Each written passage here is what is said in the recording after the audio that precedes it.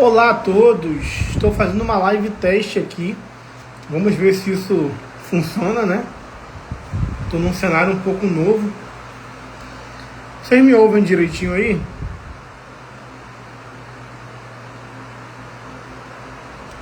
Conseguem me ouvir?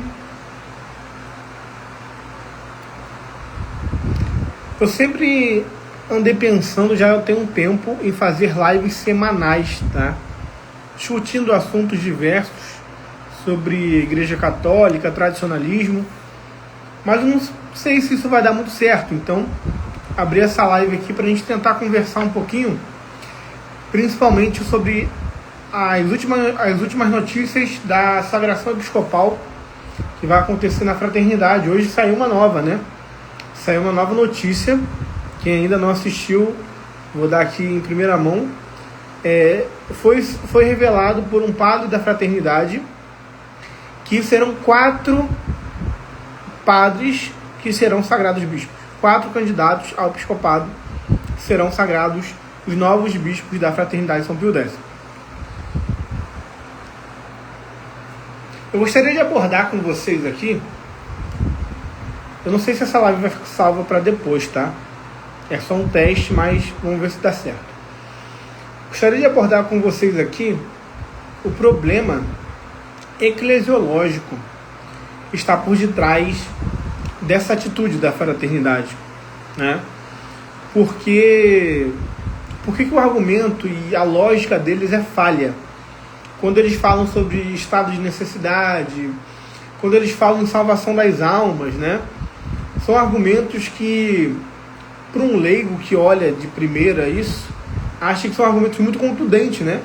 Porque, veja, a igreja de fato passa por uma crise. Então, é forçoso nós entendermos, a gente acaba percebendo que, pelo fato da igreja passar por uma crise, nós estamos em necessidade. Essa é a lógica deles, né? E para um leigo, quando olha isso, parece um argumento muito contundente, né? E a questão, por exemplo, da salvação das almas, é claro que a salvação das almas tem que vir em primeiro lugar, ninguém discorda disso, né? Mas qual é o melhor modo de salvar almas? É o que a gente pretende discutir, né?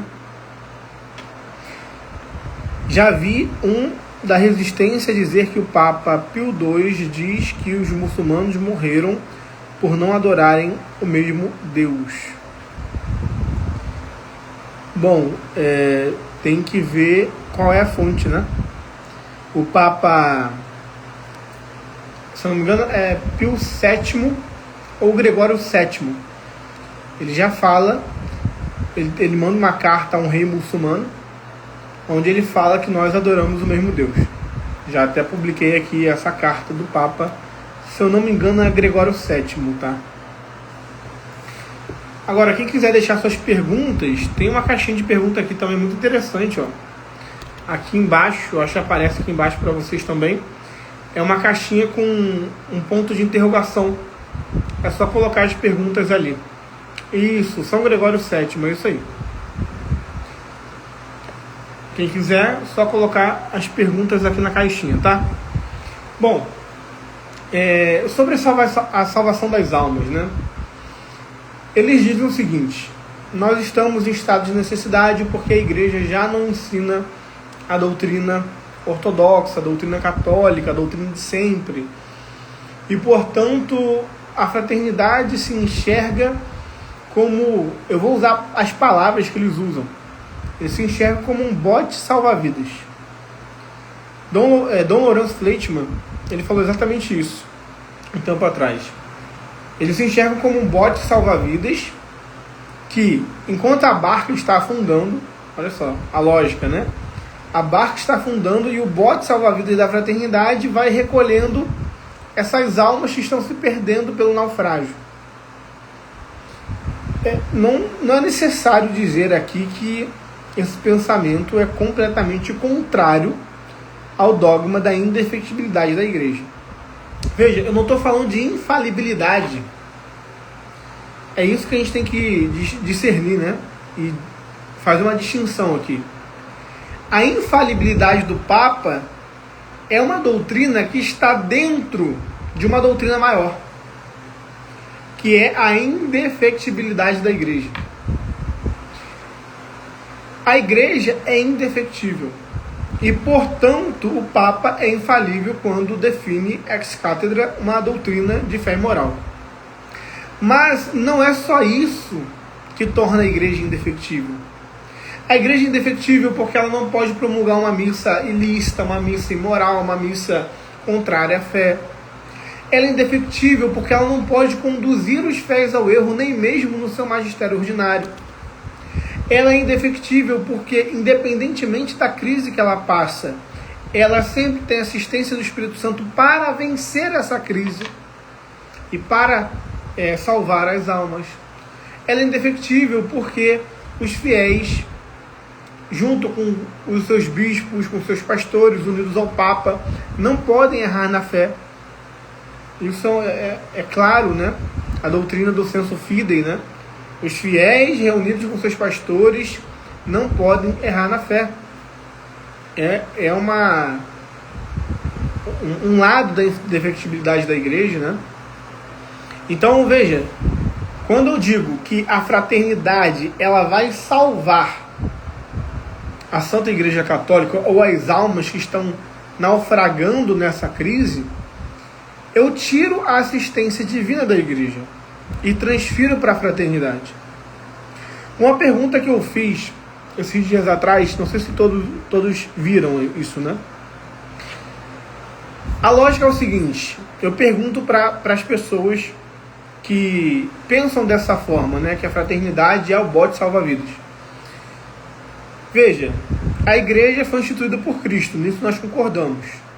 Tanto tradicionalistas quanto continuistas, nós concordamos, pelo menos em tese, que a igreja foi fundada por Cristo, ela prevalecerá até o fim do mundo, ela tem assistência do Espírito Santo, né? Eles também dizem que creem que ela é indefectível, por mais que os seus atos demonstrem o contrário, mas levando pelo menos a tese a sério, né? A igreja é indefectível, beleza. A igreja foi fundada por Cristo e tem assistência do Espírito Santo.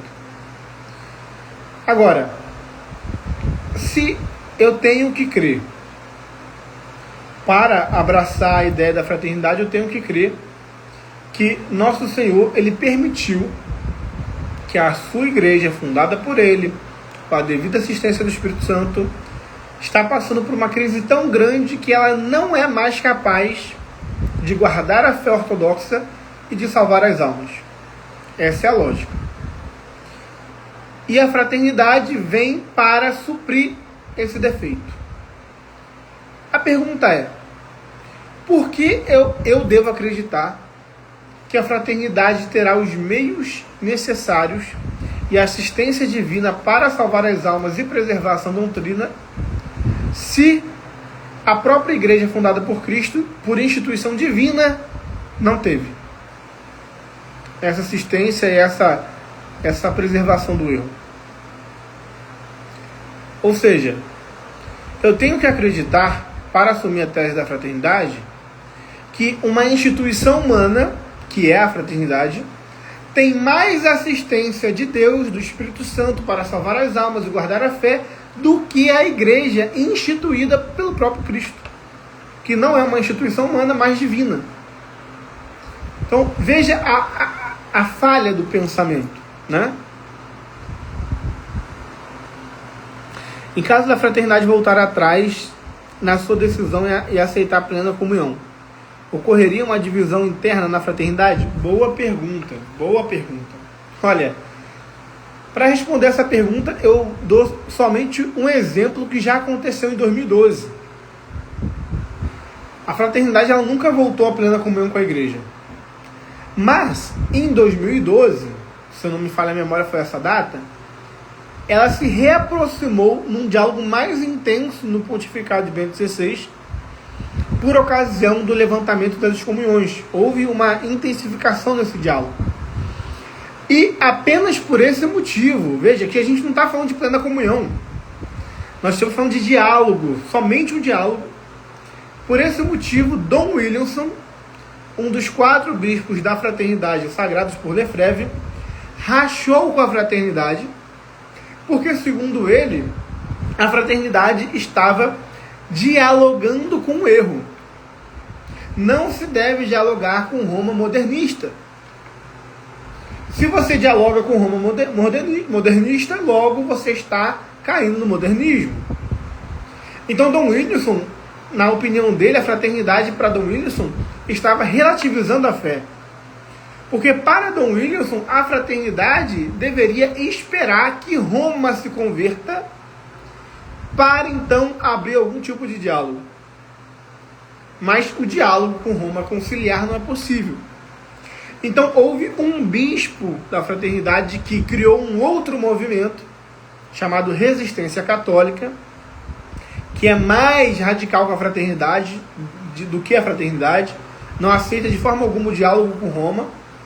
Esse bispo, Dom Williamson, saiu sagrando outros bispos, e pasmem, um dos bispos que Dom Williamson sagrou é Dom Rodrigo Silva, que hoje é bispo sedevacantista. Para você ver a loucura, né? Que saiu uma coisa de dentro da outra, né?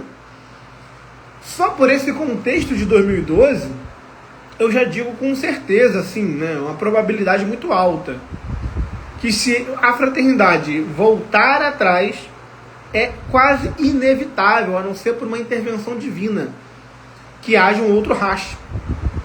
Muito provavelmente alguns fiéis irão migrar para a resistência, outros fiéis irão migrar para o sadivacantismo, e talvez alguns fiéis irão manter as ideias da fraternidade como se agora eles fossem a verdadeira fraternidade, né?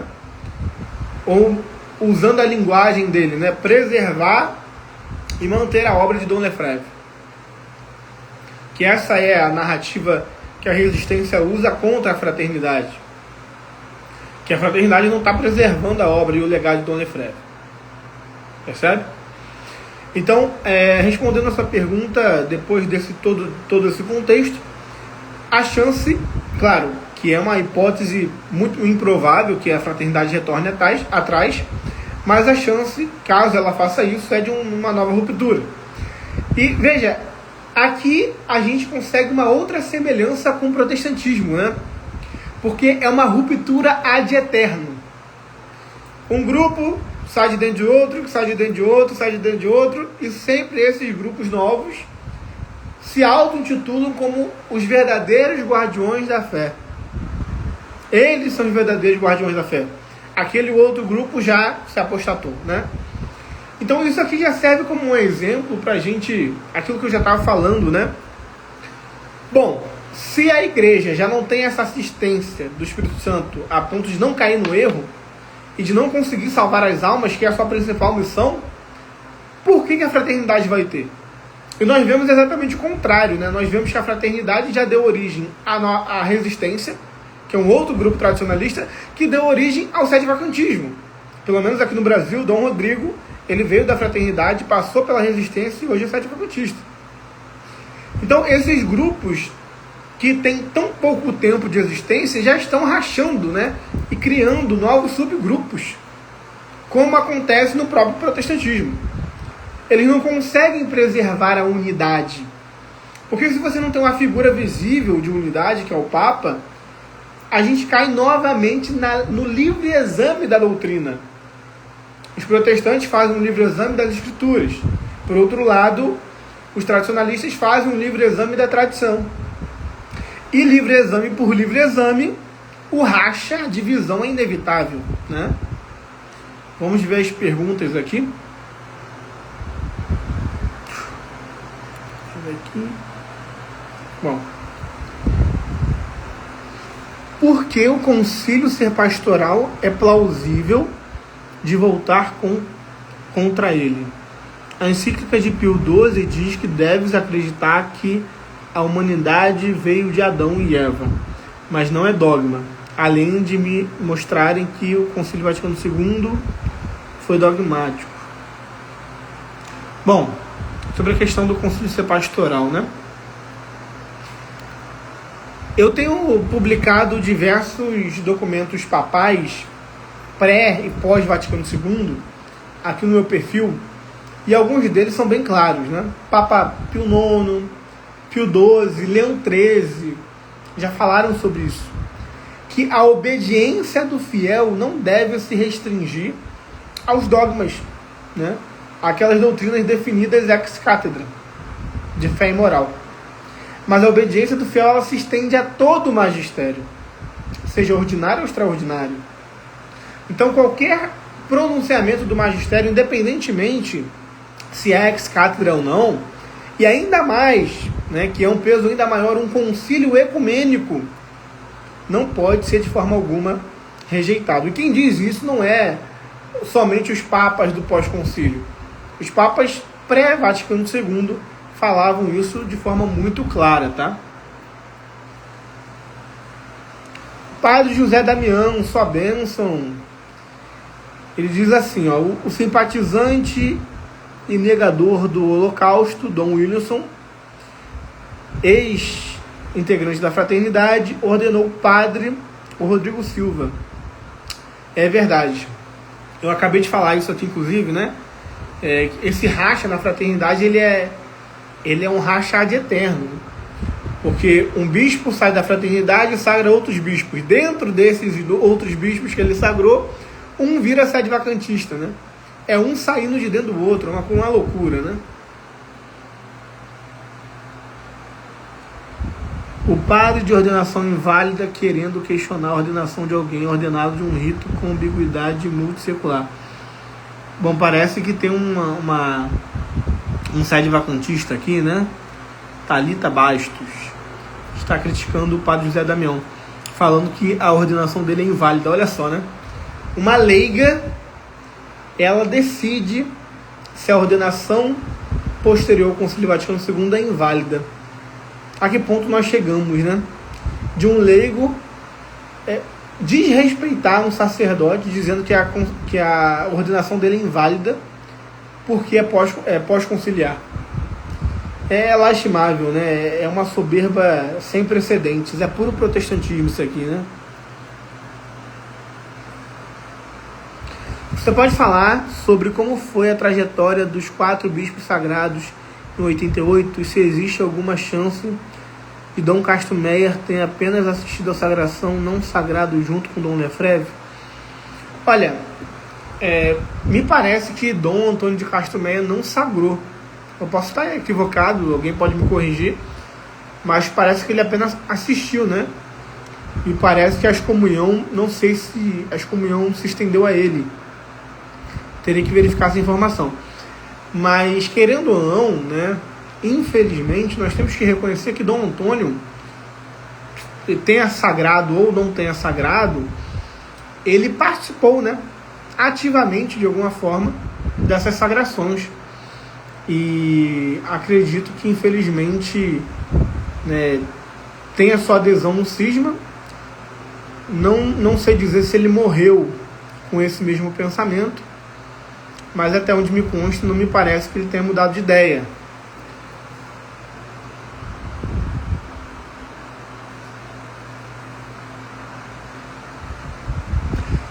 Muito interessante. Os 4 bispos ainda estão vivos. Olha, nós temos 2 bispos vivos, tá? Dom Tissier já faleceu e Dom Wilson já faleceu. Nós temos 2 bispos vivos hoje na Fraternidade, que já estão idosos, né? E aí, obviamente, eles vão querer sagrar mais 4 bispos, como já informado mais cedo, para manter esse trabalho, esse legado de Dom Lefebvre, vamos dizer assim, né? Então, 2 já estão mortos. Infelizmente, digo infelizmente, né, pela tristeza de saber que morreram, ao menos materialmente, no cisma, né? Que Deus tenha piedade das suas almas. Como posso trazer a missa tridentina na minha arquidiocese? Dom Rifan, de acordo à necessidade. Olha,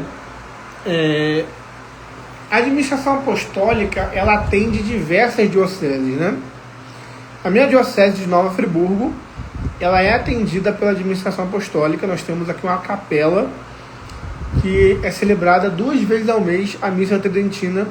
Um padre da administração vem até aqui, né? Cada semana é um padre diferente, vem atender. Os padres fazem esses rodízios, né? De lugares em lugares atendendo essas pessoas. Claro que a maior parte das pessoas que participam dessas missas, elas têm as suas paróquias, né? Elas só vão lá 2 vezes ao mês quando tem a missa tridentina. E para chegar essa missa até aqui, foi necessário a aprovação do bispo local. Na época, o nosso bispo era Dom Luiz Antônio Ritz, né? Agora nós estamos com outro bispo, Dom Pedro Cunha. E o Dom Luiz, ele aprovou essa missa aqui na diocese, ele conversou com o Dom Rifan, fizeram um acordo e trouxeram, né? Ele cedeu uma capela e trouxeram os padres para fazer essa celebração. E já está mais de um ano, né, esse apostolado aqui. O novo bispo manteve, né? Até agora está tudo certo, manteve a missa aqui. E está crescendo bastante com a graça de Deus. A missa para sua arquidiocese ou diocese, ela deve ser aprovada pelo bispo ou arcebispo local, tá? Geralmente Dom Rifan e o bispo local devem fazer esse acordo aí.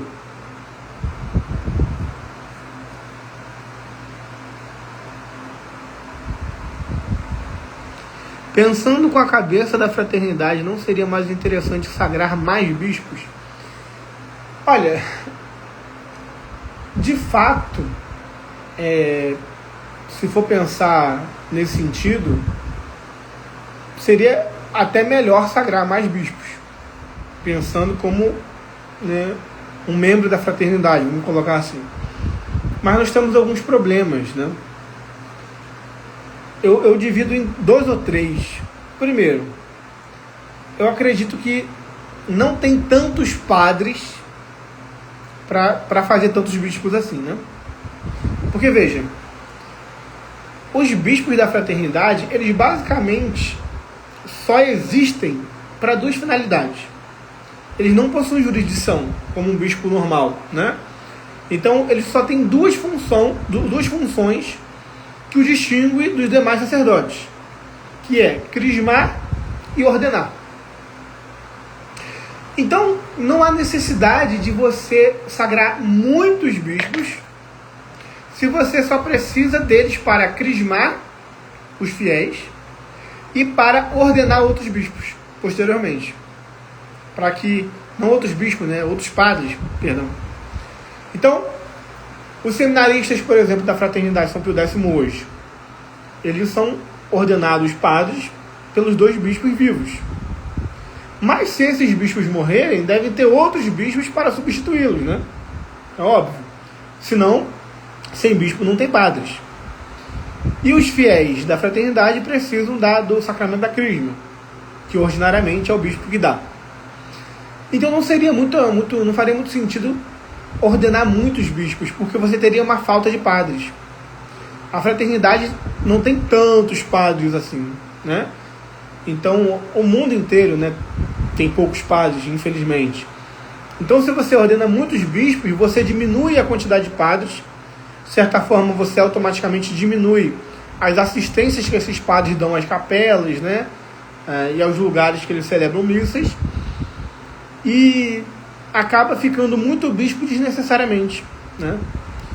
Então, os 4 bispos que serão sagrados, provavelmente eles vão se dedicar integralmente à formação de padres, à ordenação e à crisma. Não precisa muito mais do que isso. Então, eu acredito que a lógica é essa, né? E também, obviamente, eles devem pensar que devem querer seguir o que Dom Lefebvre fez, né? Devem querer imitar integralmente essas sagrações de 4 bispos. E se eles ordenassem muitos bispos, eu acho que o diálogo com Roma seria ainda mais difícil, né? Porque 4 bispos já é algo completamente grave, né? Que vai gerar excomunhão, etc. Então, sagrar muitos outros bispos seria um cisma ainda maior. E aquilo ali poderia ficar até mesmo descontrolado, né, futuramente. Perceba.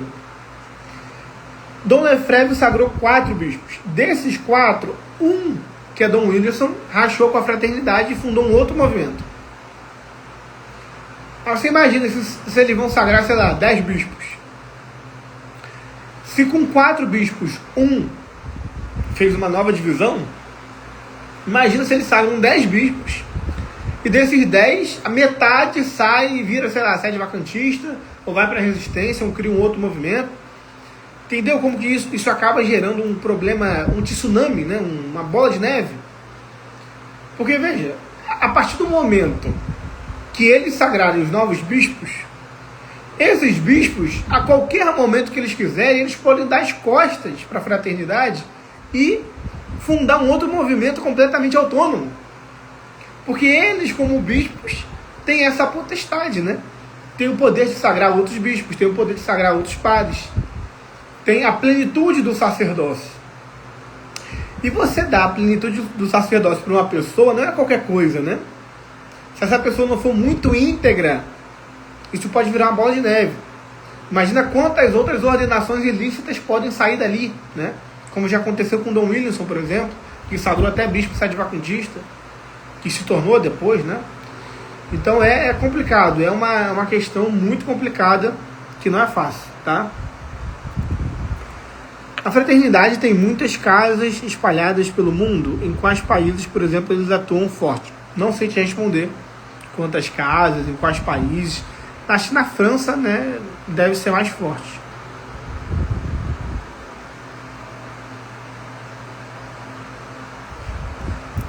A fraternidade detém bens da igreja, tipo obras de arte, relíquias de santos. Olha, relíquia não é uma coisa muito difícil de conseguir, né? Principalmente se você é bispo ou padre. Então provavelmente deve ter sim, né? Agora, não acho que passa muito disso não.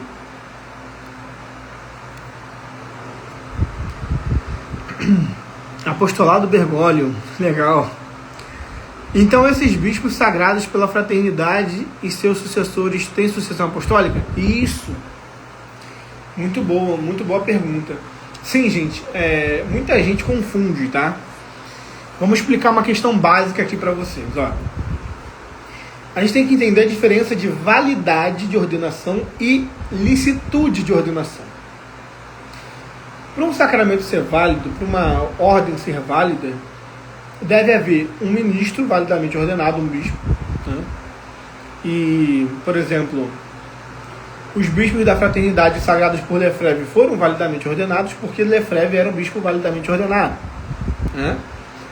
Tem que ter matéria e forma, e intenção de fazer o que a igreja faz, o que teve também, né? Então, se Lefebvre foi validamente ordenado, ele passou essa ordenação validamente para os 4 bispos.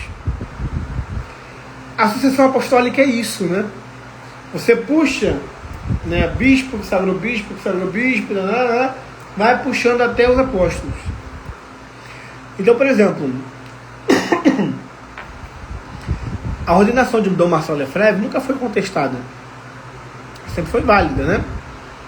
A ordenação dos 4 bispos que Lefebvre sagrou também foi válida.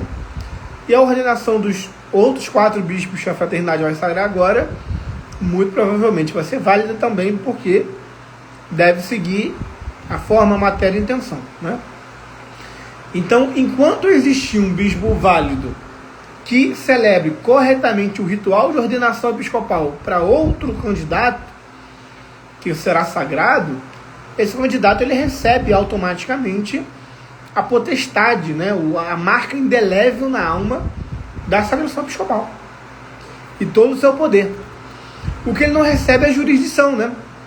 Porque a jurisdição é algo que o Papa dá.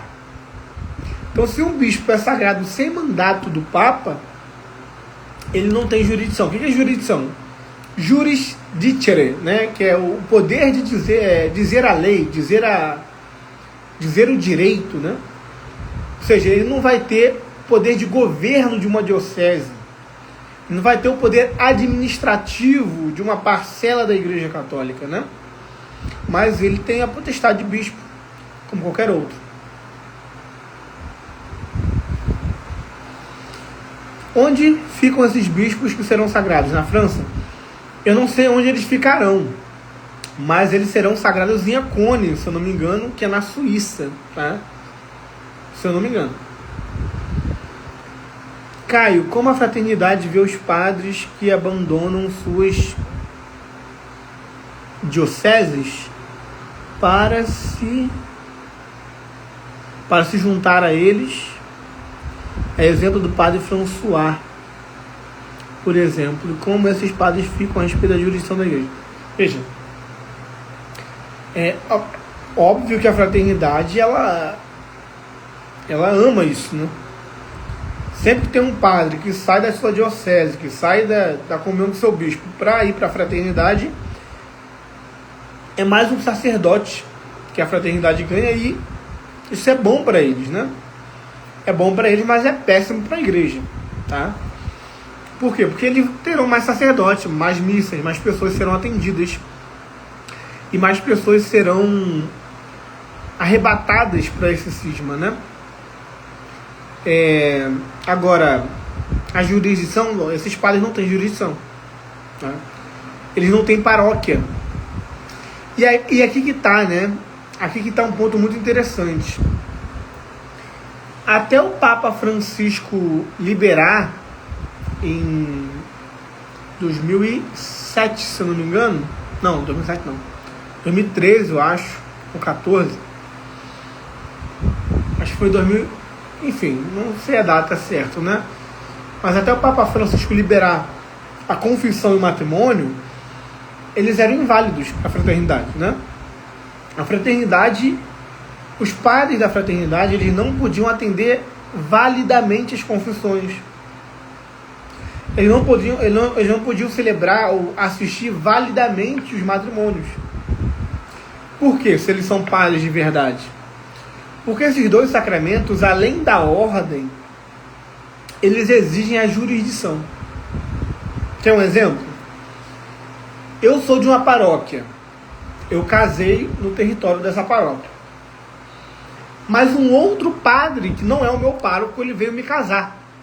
Padre Jefferson Alves. Ele veio me casar aqui na minha cidade. Ele é de uma outra diocese, de um outro estado.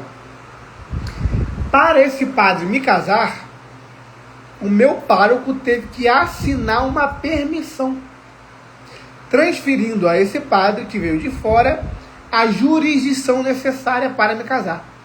Caso contrário, meu casamento seria inválido, tá? Então, é necessário ter essa jurisdição. E, geralmente é o pároco do local, que está em comunhão com o bispo, que dá a jurisdição, né? Que tem essa jurisdição, tá? Então, eles não têm jurisdição. E outra, né? Por enquanto, as confissões e matrimônios da fraternidade são válidos, por causa da liberação dada pelo Papa Francisco. Mas, a partir do dia 1º de julho, devido às sagrações episcopais, a fraternidade estará formalmente em cisma. Ou seja, eles estarão excomungados novamente, tá? E por estarem excomungados, acabou-se toda a liberação, toda a permissão que eles conseguiram até aqui. Veja como que isso é grave, gente. Bento XVI levantou as excomunhões dos bispos. Francisco concedeu 2 sacramentos à jurisdição para que eles conseguissem fazer a permissão. Beleza? Agora eles vão jogar tudo isso no lixo. Porque eles vão ser excomungados novamente. E além disso, vão perder a permissão que tinham para celebrar missa e confissão, que serão inválidos a partir desse momento. E além do mais, os padres que aderiram formalmente a esse movimento, como o padre François, também vai incorrer em cisma automaticamente. Esses padres, e não só os padres, os fiéis que frequentam exclusivamente a fraternidade e aderem formalmente ao movimento lefrevista, eles também estarão excomungados automaticamente, né?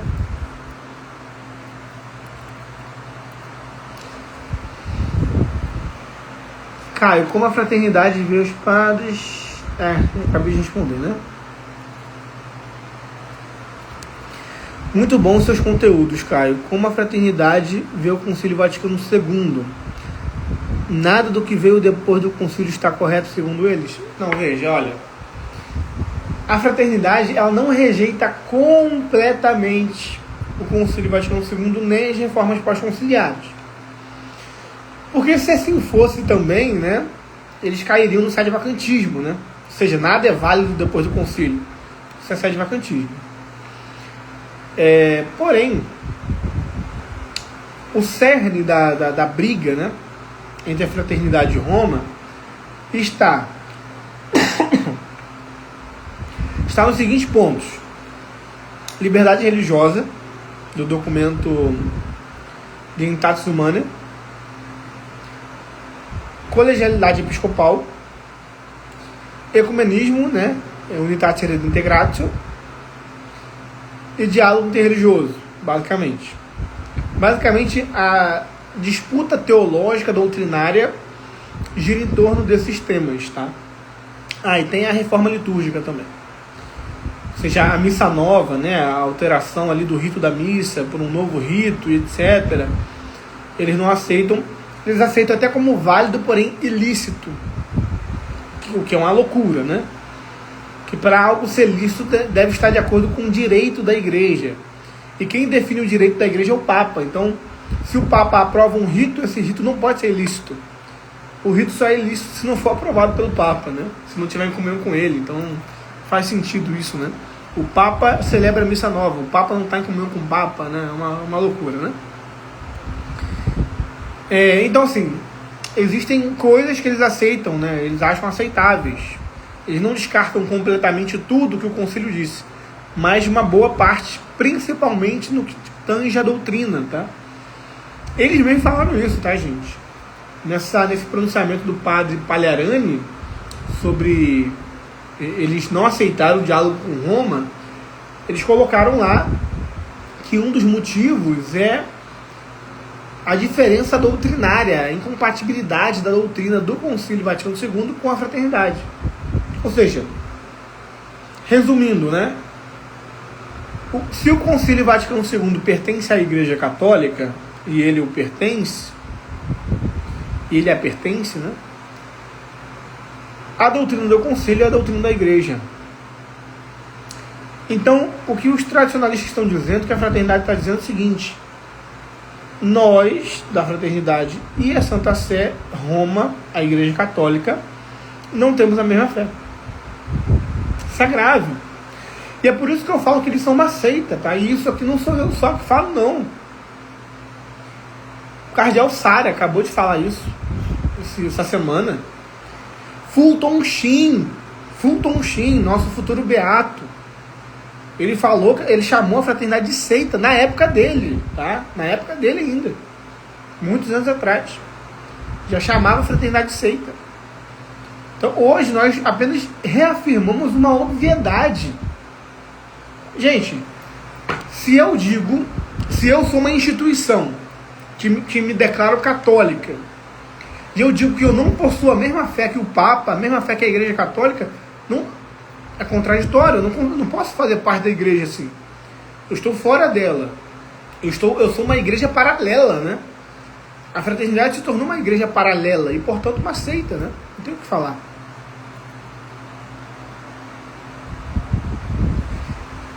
Padre François hoje é bicho solto sem nenhum bispo. Por que a igreja tolera isso? Não excomunga de vez um padre que renuncia à jurisdição. Olha,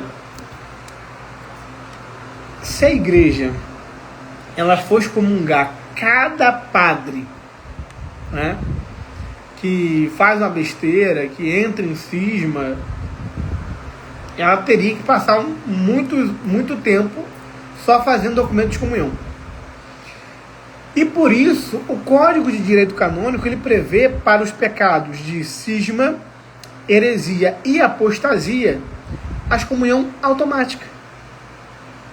Então não é que a igreja não excomunga esses padres já estão excomungados devido o Código de Direito Canônico prevê já essa excomunhão. Então qualquer pessoa e qualquer sacerdote que cisma com a Igreja Católica, que sai da comunhão com o seu bispo diocesano, com o Santo Padre e o Papa, ele adere formalmente ao movimento lefrevista, né? A igreja declarou isso, inclusive, em 1996. Eu já postei o documento aqui também.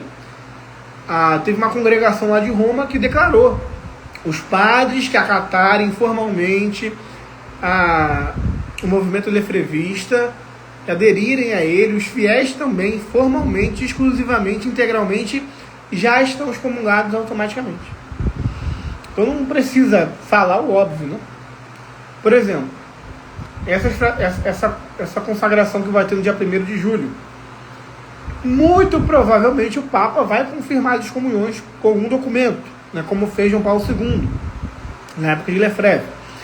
Mas se o Papa não quiser, ele não precisa. O Papa não precisa falar nada.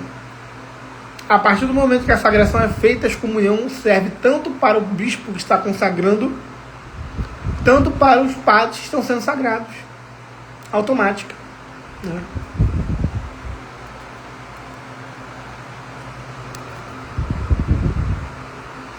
O Papa Francisco liberou os sacramentos em 2016, eu acho. Eu acho que foi por aí mesmo. Ou 2000, acho que foi um ano jubilar que teve, um ano extraordinário jubilar aí. Não sei se foi de 2016 ou 2015.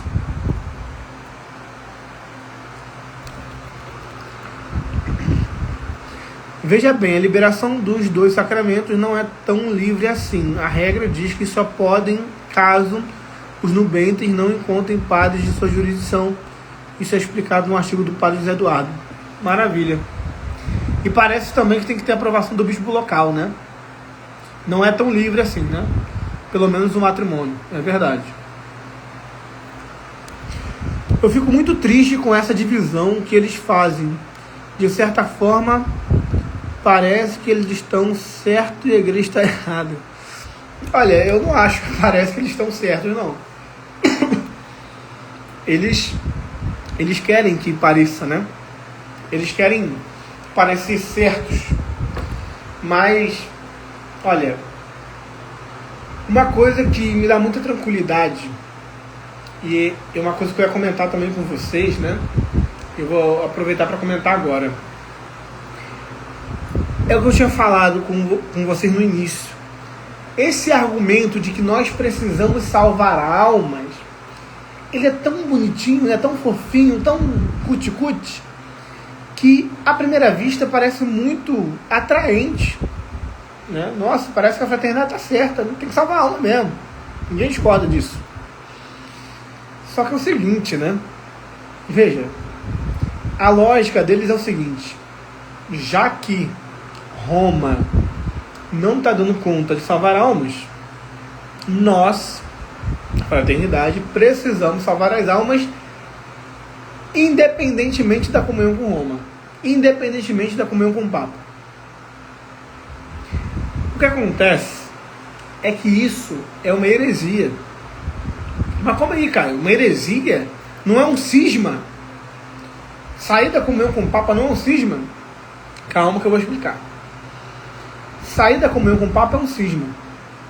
Mas você assumir que você pode salvar almas fora da comunhão com o Papa é heresia. Por que é heresia? Porque o Papa Bonifácio VIII, eu já publiquei isso aqui também, declarou como dogma. Ele falou exatamente o seguinte: declaramos, dizemos, decretamos e definimos que é absolutamente necessário a toda criatura humana, para se salvar, estar submetida ao Romano Pontífice. A pergunta é: como a fraternidade vai salvar almas se não estão em submissão ao Romano Pontífice? Para que isso aconteça, eles têm que negar um dogma. Eles precisam assumir que é possível salvar almas sem estar em plena comunhão com o Papa. O que é heresia? O Papa Bonifácio VIII já afirmou que isso é impossível. Ele diz claramente: é absolutamente necessário para a salvação. Não é relativamente, é absolutamente. Não tem exceção, não tem exceção. Ah, cara, mas as pessoas que morrem fora da igreja católica em ignorância invencível. A ignorância invencível não tira elas da igreja, tá? Se elas são batizadas ou possuem o desejo implícito de se batizar, elas estão unidas à igreja, mesmo que não saibam disso. Agora, uma pessoa que está claramente em cisma, que sabe que precisa da comunhão com o Papa, mas rejeita essa comunhão visível, está em cisma formal. Não tem desculpa, não tem ignorância invencível aqui. Não existe exceção à regra. Quem está em cisma formal e não está em ignorância invencível, não pode se salvar fora da comunhão com o Papa. Não é doutrina do Vaticano II, não. É Papa Bonifácio VIII. Bonifácio não, achei Inocêncio VIII, alguma coisa assim. Bonifácio ou Inocêncio?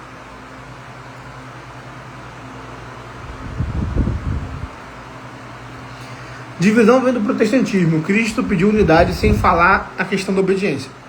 Então, mas aonde existe a unidade da igreja? É em comunhão com o Papa. O Papa é a unidade visível da igreja, né?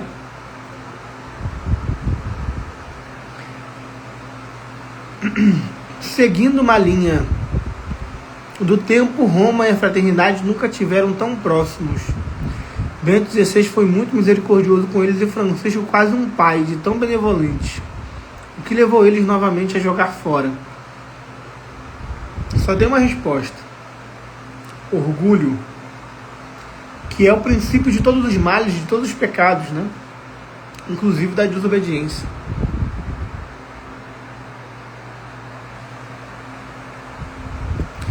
A desobediência é tão grave que a inteligência é a primeira faculdade humana que vai para o saco. É como se a luz do Espírito Santo se retraísse e deixasse a alma à deriva das trevas. Muito forte isso daí, né?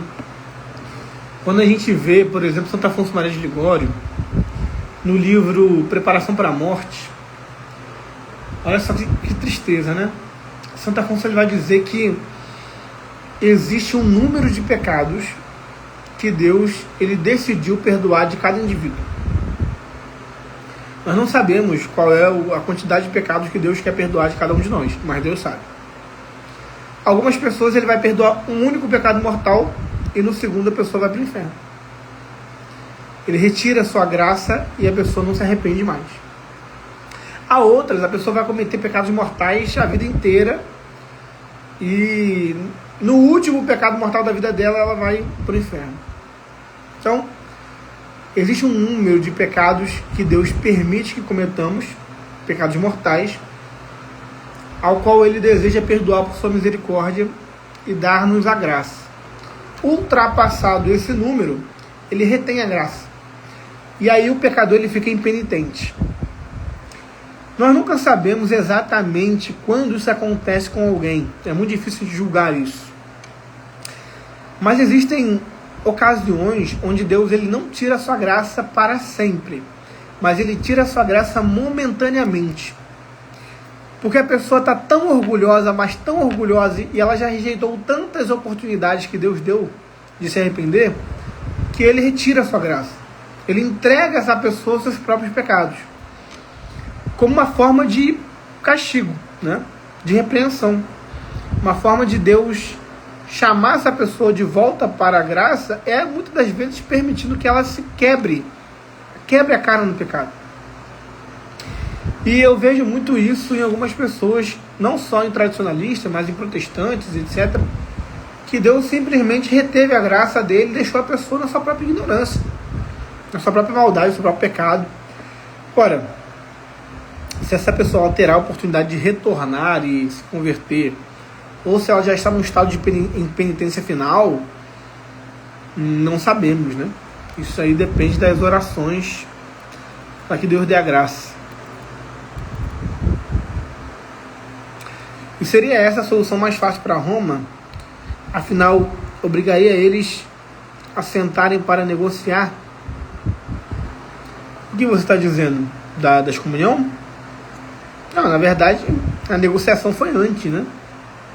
Roma falou o seguinte, o cardeal Victor Fernandes falou o seguinte: olha, nesse último encontro que teve com o padre Palharini. Ele falou, olha, a gente vai dialogar, a gente vai botar as cartas na mesa, vamos conversar, mas a condição é que você revogue, anule essas sagrações, não aconteça. E aí a resposta veio recentemente, na quarta-feira de cinza, né? Não vai ter diálogo, não vai ter revogação, não vai ter conversa, infelizmente. Então, não tem mais o que fazer, né? Só esperar. E o que fazem eles estarem tão convictos que estão certos e a igreja está errada? Eu falei, é orgulho, né? Mas pensa nos outros hereges, os protestantes, por exemplo. Tem muito protestante obstinado, cara, que conhece a doutrina católica, sabe da verdade. Eu conheço pessoas que chegaram a um passo de se converter e voltaram atrás. Já estava tudo certo, a pessoa não tinha mais nenhuma dúvida, sabe? E voltou atrás. O amor próprio, né? O amor à própria sabedoria, à própria inteligência, a vaidade, o orgulho, a soberba, confiar demais em si mesmo e pouco em Deus. São muitas coisas, né, que levam a esse erro.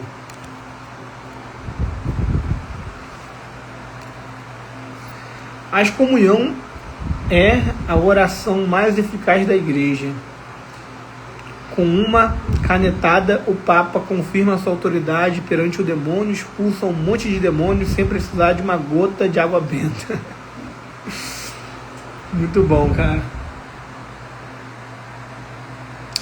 Então os protestantes podem salvar almas? No caso, as diversas 40 mil denominações, não. Os protestantes não podem salvar almas. O Concílio Vaticano II reconhece que dentro dessas seitas protestantes existem elementos de santificação, tipo batismo, que eles possuem válidos, a Bíblia, a oração, etc. Esses elementos de santificação podem santificar algumas almas que podem ser salvas lá dentro pela ignorância invencível. Mas perceba que esses elementos de santificação que existem dentro do protestantismo não são do protestantismo, mas são elementos católicos que estão lá dentro. Vou dar um exemplo da fraternidade. Existem elementos de santificação na fraternidade São Pio X. Eles têm uma missa válida. Eles têm batismo válido.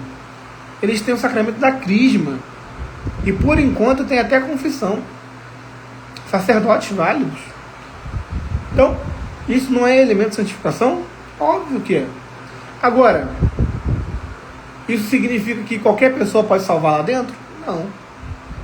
Quem estiver consciência do pecado que está fazendo ao aderir à fraternidade, tiver consciência do ato de rebeldia e de cisma que está fazendo, não pode salvar. Porque quem está em cisma conscientemente ou em heresia conscientemente, não adianta. Os elementos de santificação não santificam essas pessoas. Os elementos de santificação só santificam quem está na ignorância invencível, de boa fé, né? Sem maldade, nesses lugares.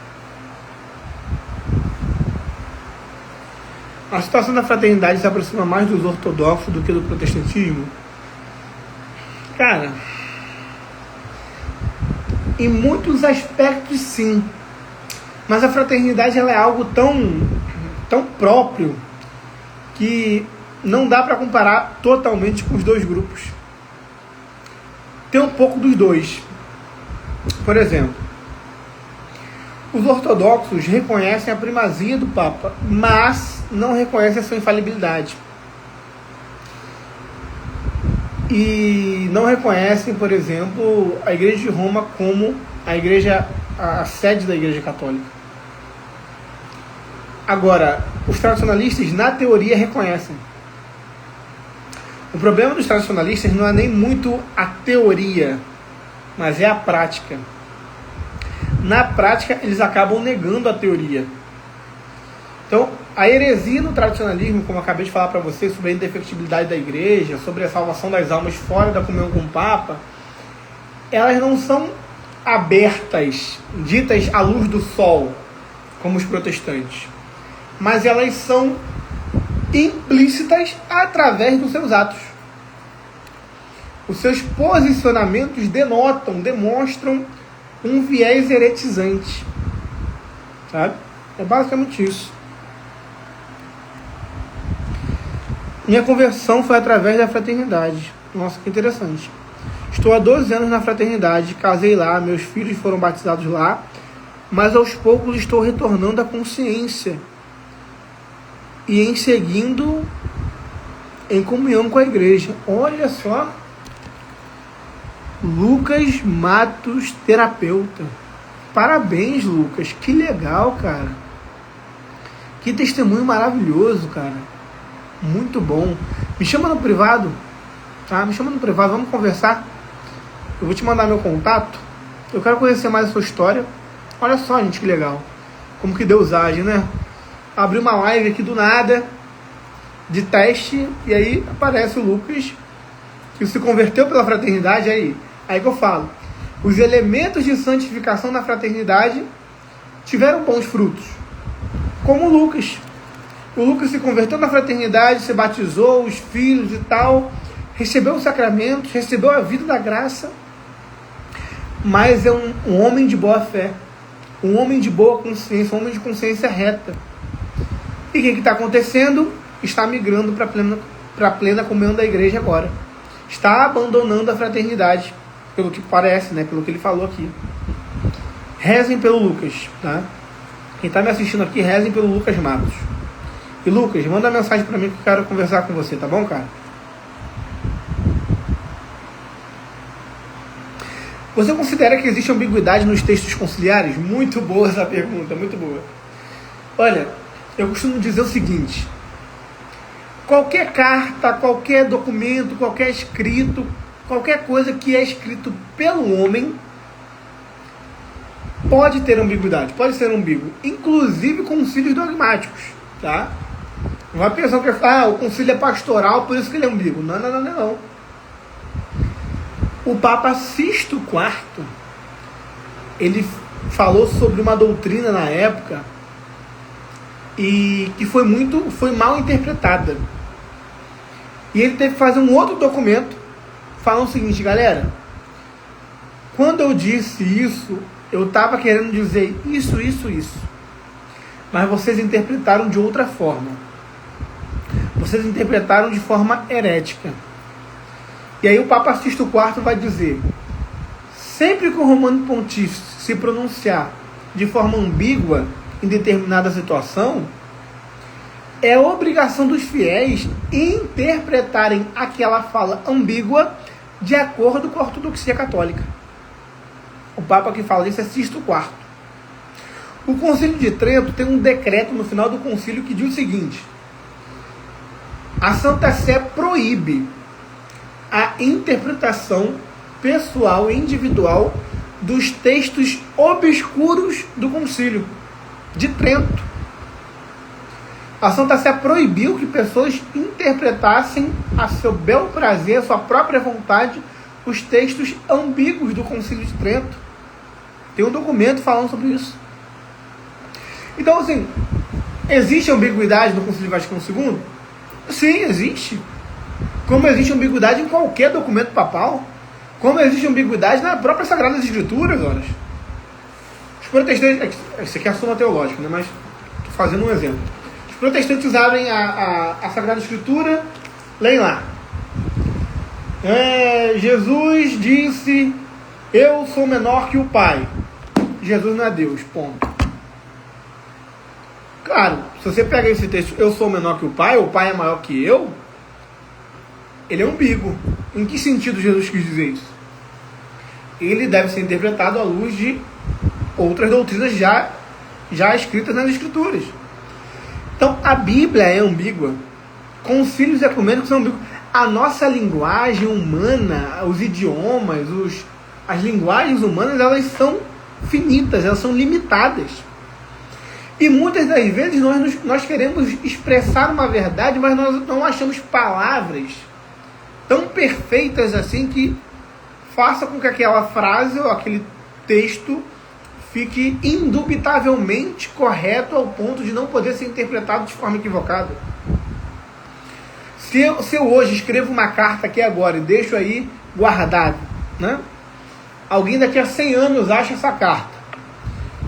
Pode ser que essa pessoa interprete essa carta de uma forma completamente diferente do que eu quis quando escrevi a carta.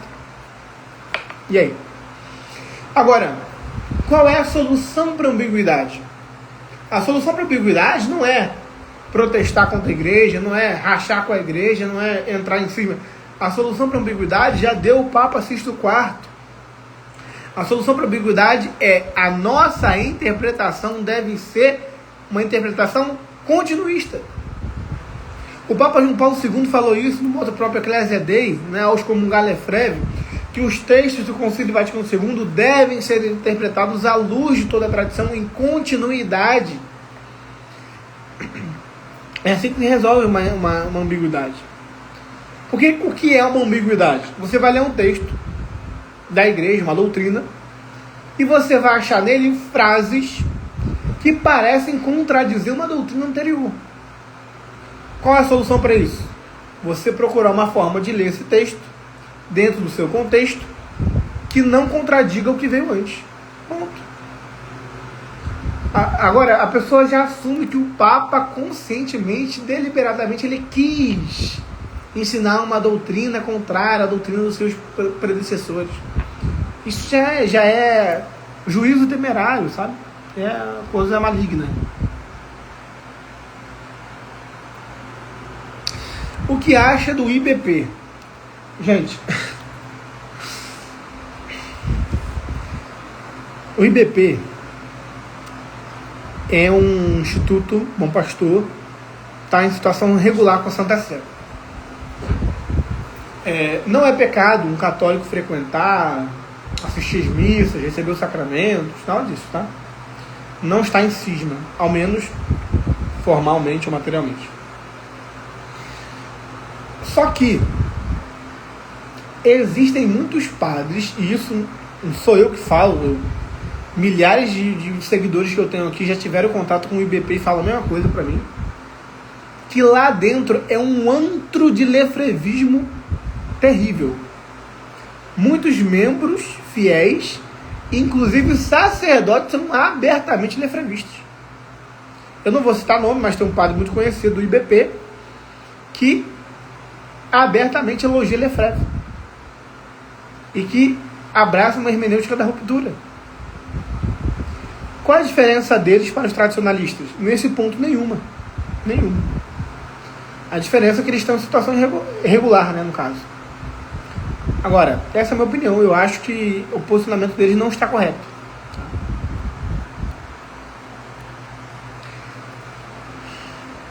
Fala de bispo tradicionais que celebram no rito de São Paulo VI e um argumento que faz eu concordar com a fraternidade. Os grupos lícitos, além da administração apostólica, têm bispos próprios?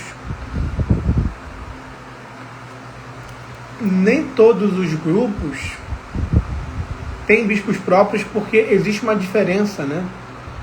A administração apostólica, o nome já diz, é uma administração. O Instituto Bom Pastor é um instituto, né? Eles fazem parte da Ecclesia Dei, mas o estatuto, o regulamento deles é diferente. Por exemplo, a Opus Dei, né? Uma prelazia pessoal. Então, não são os mesmos grupos, não tem a mesma estrutura, tá? E outra, né? O fato de não ter bispo próprio não muda em nada, cara. A Igreja Católica não tem bispo suficiente para ordenar padres, se precisar, para esses grupos. E não ordena, né? Os padres do Instituto Bom Pastor são ordenados por quem? Não são por bispo da Igreja Católica? Então, se tem bispo, se não tem bispo, qual a diferença isso vai fazer? A gente pode achar, é melhor que tenha bispo, ou é melhor que não tenha, mas é uma opinião só. Não passo de uma opinião.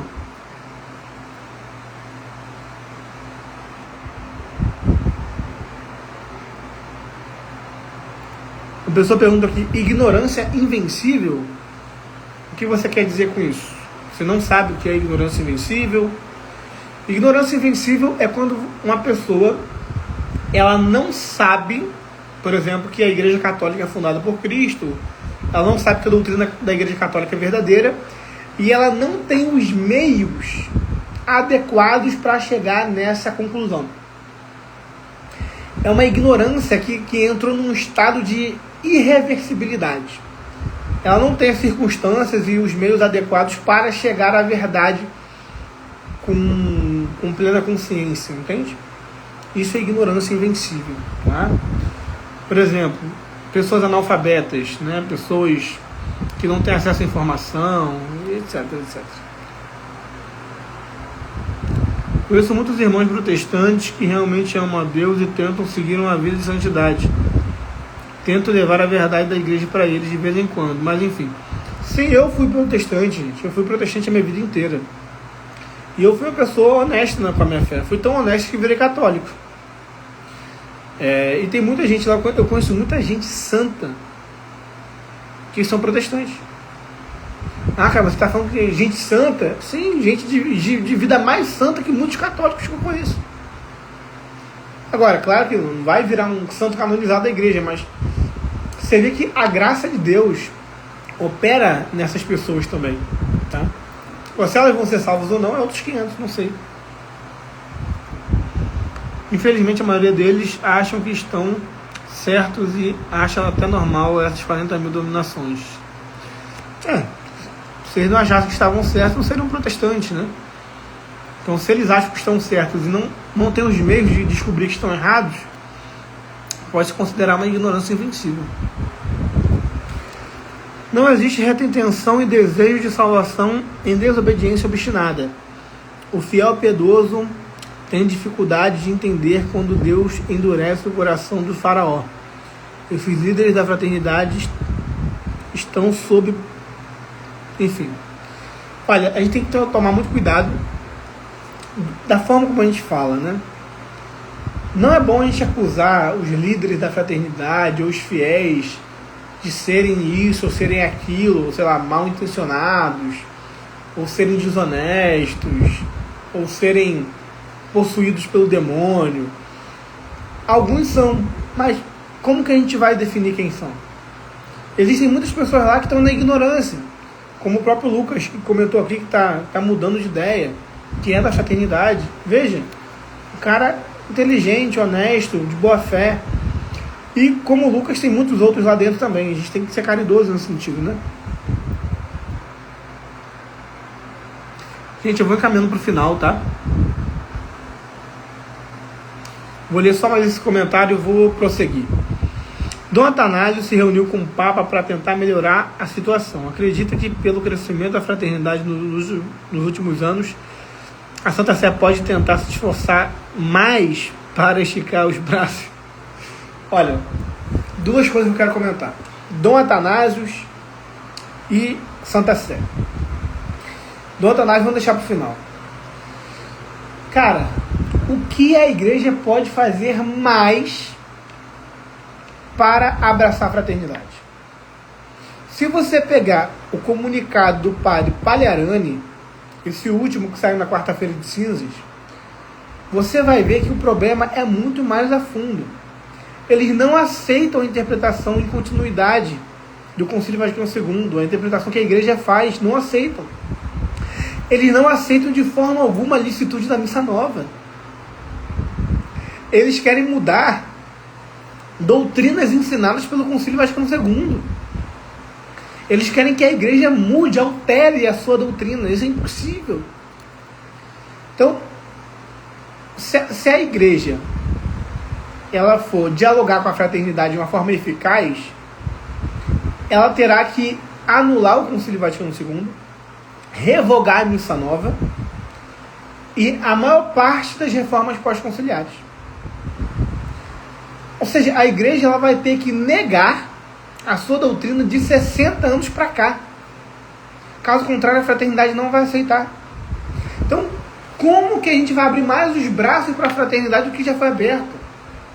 A igreja, ela abriu as portas para que a fraternidade se tornasse uma Ecclesia Dei, que eles tivessem situação regular, como o Instituto Bom Pastor, como a administração apostólica. E vou dizer o seguinte: eu não acho que a igreja iria impedir as sagrações episcopais se a fraternidade ela entrasse num acordo com Roma de aceitar o Concílio Vaticano II, de aceitar as reformas pós-conciliares em consonância com a tradição. Eles poderiam ter seus próprios bispos em plena comunhão com a igreja, mas o que eles querem não é isso. O que eles querem é uma ruptura total com o Vaticano II. A igreja, anota o que eu estou falando, a igreja nunca vai romper com o Vaticano II. Pelo mesmo motivo que ela não vai romper com o Vaticano I. Pelo mesmo motivo que ela não vai romper com o Concílio de Trento. Pedir para a igreja anular um concílio ecumênico ou alterar um concílio ecumênico é loucura, é insanidade. A igreja não pode negar sua própria doutrina para abraçar alguém. Ela não faz isso nem com os protestantes. O que os tradicionalistas querem é a mesma coisa que os protestantes querem. Os protestantes, para retornar à comunhão plena com Roma, exigem da igreja que a igreja negue os 10 dogmas diferentes. Ou seja, se a igreja negar a Imaculada Conceição de Maria, a Assunção de Maria, a infalibilidade do Papa, se a igreja negar a primazia de Roma, se a igreja negar tantos dogmas, aí sim os protestantes voltam à plena comunhão. Ou seja, para os protestantes voltarem à plena comunhão, a igreja tem que se protestantizar. Da mesma forma, a fraternidade, para voltar à plena comunhão com a igreja católica tem que abrir mão de 60 anos de doutrina e entrar em ruptura com ela mesma. É impossível, gente. É impossível.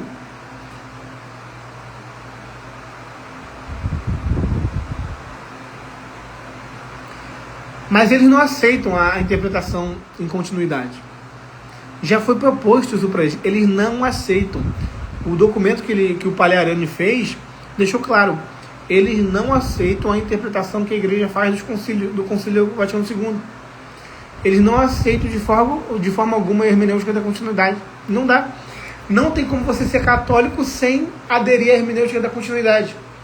Porque é impossível você ser católico rejeitando o concílio ecumênico. Agora, sobre Dom Atanásio, para eu encerrar essa live aqui, tá ficando tarde. Cara, Dom Atanásio é o seguinte. Me perguntaram esses dias, né? O que eu acho do Dom Atanásio.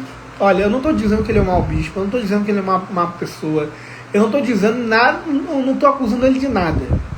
Agora, o posicionamento de Dom Atanásio, para não dizer que é tradicionalista, é simpatizante do tradicionalismo. Ele dá muita colher de chá para a fraternidade que é impossível dar sem ser um filolefrevista. Ele tem posicionamentos completamente equivocados a respeito do pontificado de Francisco. Se eu não me engano, chamando até de herético em alguns documentos. Ele aceita ideias lefrevistas que são inconciliáveis com a fé católica. No mínimo, Dom Atanásio Schneider é um continuista crítico filolefrevista. Ou seja, o que é filolefrevista? Ele simpatiza com algumas ideias da fraternidade. Então, assim, o que Dom Atanásio Schneider propõe é inaceitável, é impraticável, não tem como colocar em prática. Porque para isso a igreja teria que abrir mão da sua própria doutrina, da sua própria fé. E isso não vai acontecer. Né? Gente, por hoje é só. Eu vou deixar essa live salva, tá? E eu vou tentar fazer uma live semanal com vocês aqui. O que vocês acham? Vou deixar essa proposta aí. Fique com Deus e reze pela vida do Lucas, um rapaz da fraternidade aqui dos nossos comentários, que está voltando a plena comunhão com a igreja. Até a próxima.